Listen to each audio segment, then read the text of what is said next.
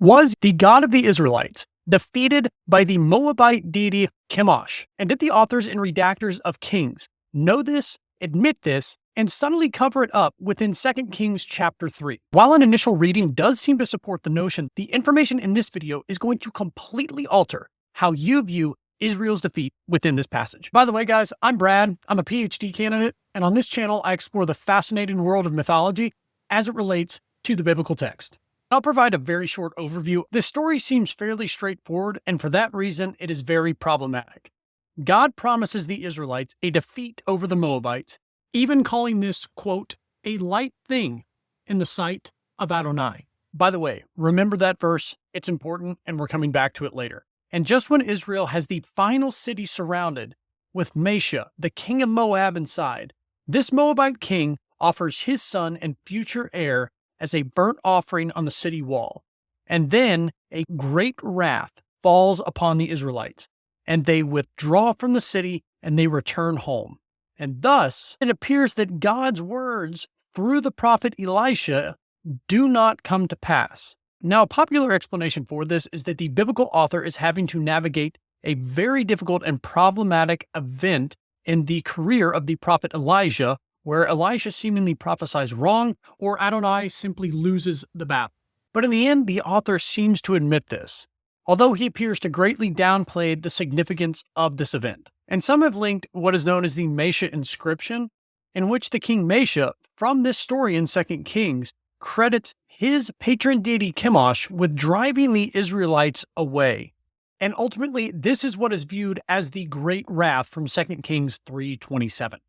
However, there are at least 7 potential reasons that this great wrath is actually Adonai placing judgment on Israel, and specifically Israel's king. Now, beginning with the literary structure, we see something very unique within the fulfillment of Elisha's prophecy, and that is that it does not follow the standard prophecy fulfillment pattern, in which a narrator records events in a parallel pattern. Here in 2 Kings, we actually see the narrator reporting the fulfillment of Elisha's words in reverse order, as a chiasm or within chiastic structure.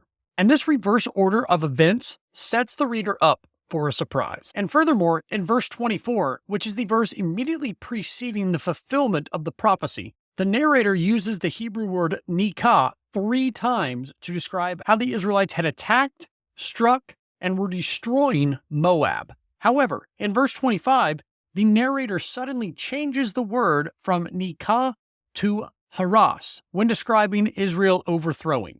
And this change implies that Israel's king Jehoram will not be victorious. But this change is going to be easily missed, especially by readers in English or any language aside from Hebrew.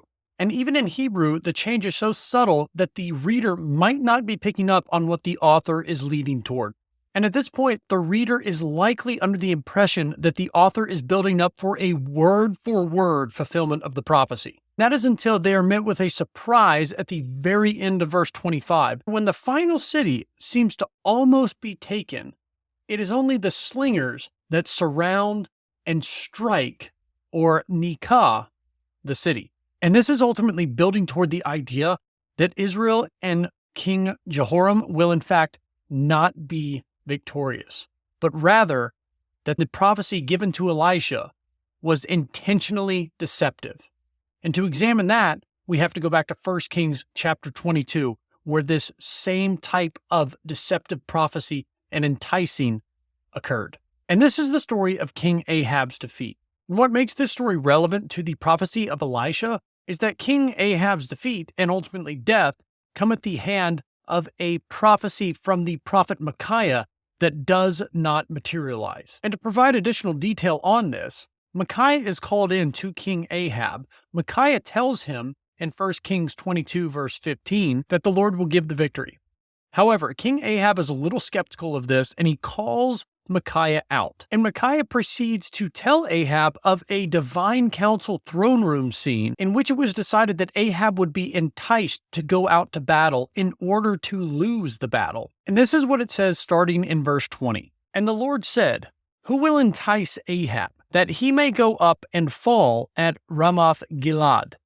And one said one thing, and another said another. Then a spirit came forward and stood before the Lord, saying, I will entice him. And the Lord said to him, By what means? And he said, I will go out and will be a lying spirit in the mouth of all his prophets. And he said, You are to entice him, and you shall succeed. Go out and do so. Now therefore, behold, the Lord has put a lying spirit in the mouth of all these your prophets. The Lord has declared disaster for you. And did you catch the last part of that? While it was a spirit that was to go out and entice the prophets of Ahab, it was the Lord who received credit for the enticing. And it was also the Lord that declared disaster for King Ahab. And this echoes the same framework as the Tower of Babel from Genesis chapter 11, where it stated, Let us go down, and that it was Adonai alone who received credit for the scattering of the people. And this narrative of a lying spirit from Adonai, or even being the spirit of Adonai, as proof that God lies within the biblical text, I think it's important to make a distinction between lying for evil purposes and being intentionally deceptive because of evil people. Because if you read these narratives, and specifically the one from 1 Kings chapter 22, it was King Ahab's time to go. And this was a direct result of Ahab's wickedness.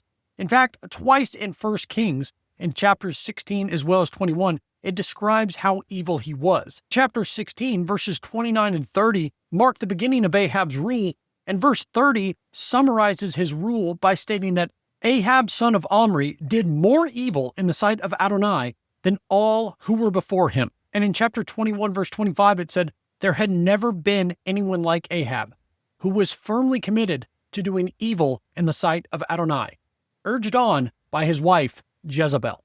And this is an important distinction to make before making claims such as Adonai was a liar and framing it to be because he was somehow some evil deity. Hey, if you haven't already and you're enjoying this video, be sure to like and subscribe. But there are other similarities between these passages as well. And these are Elisha's promise of triumph in 2 Kings 3:18 mirrors almost exactly Micaiah's original prophecy of victory in 1 Kings 22:15. And in both stories, Jehoshaphat accompanies a king of Israel into battle. And sticking with Jehoshaphat, in 2 Kings 3, he twice quotes himself from the narrative in 1 Kings chapter 22. And these similarities, along with other textual features, seem to indicate that the enticing and deceptive prophecy in 1 Kings chapter 22 is the reading lens for Elisha's so-called failed prophecy in 2 Kings chapter 3. In other words, just as the prophets of Ahab, inspired by lying spirits, and initially Micaiah, gave an enticing word of victory for Ahab, so Elisha is enticing Jehoram to his defeat by Mesha of Moab. And for readers familiar with Ahab's lineage, these parallels create the expectation of judgment to be passed on King Jehoram. And this is because back in 1 Kings 21:29, Adonai has announced that Elijah's oracle of judgment would come to pass in the days of Ahab's son.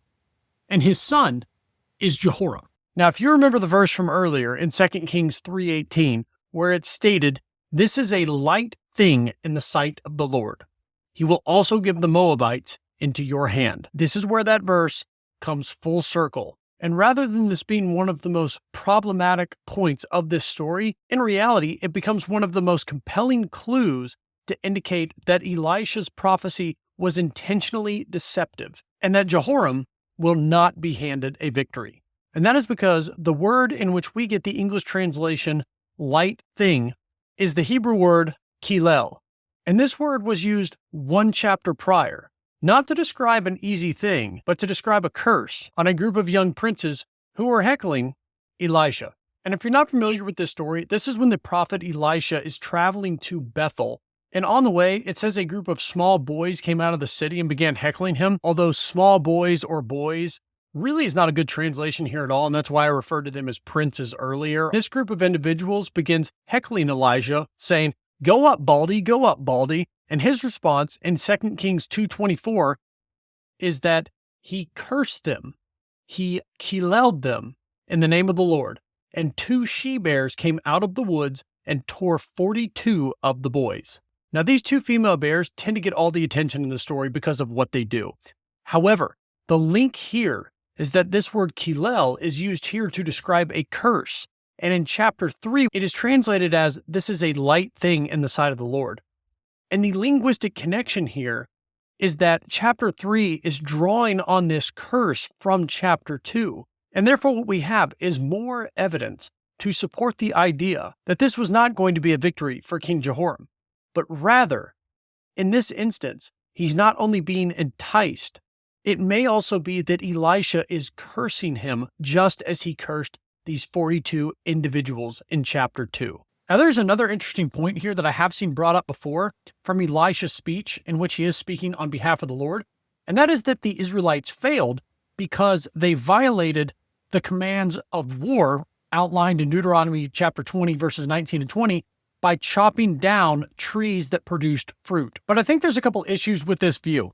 First of all, if we go to Deuteronomy chapter 20, what we find is that this is in the law section of wars with Canaanite nations. And specifically, the nations that are listed are the Hittites, the Amorites, the Canaanites, the Perizzites, the Hivites, and the Jebusites. Now, you could make the argument that even though Moab is not listed here, the section before this dealt with war with distant enemies. And if you overlay a map of the tribal distribution of the 12 tribes of Israel with where Moab was located, Moab borders the boundary of the tribe of Reuben in the southeast.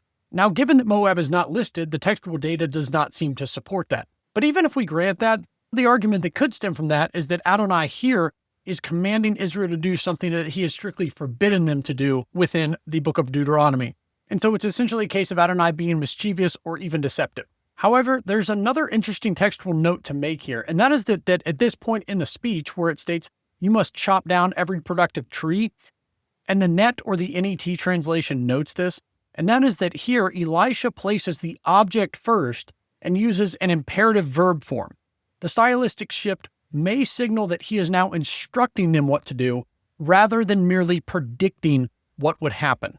And this would in fact lend further support to the notion that what we have in the story is Jehoram being enticed. And while this may seem problematic, what it actually does is lend further support to the notion that perhaps Jehoram was enticed to defeat, just like his father. But unlike his father Ahab, he does not die because Adonai is merciful and his retribution is delayed, which is a theme throughout the book of Kings. However, this does not delay Elisha's oracle of judgment, and this comes in time with the death of Jehoram's son in 2 Kings chapter 9. And perhaps the best explanation for this story is not that the biblical authors were trying to cover up Adonai's defeat by Chemosh, but rather that it was Adonai's will that Jehoram would go to battle thinking he would be victorious, only not to receive the victory. And that the great wrath that fell upon Israel in the final verse of this passage was not the great wrath of Chemosh, but rather the great wrath of Adonai. And we see further evidence of this with the noun ketsef, translated as wrath, occurring 28 times within the biblical text, and usually referring to Adonai's wrath or anger, with the exceptions being Ecclesiastes 5:16 and Esther 1:18. And within all 6 occurrences of the word ketsef and gadol, translated as great wrath, used within the biblical text, every single one of these instances refers to the great wrath of Adonai.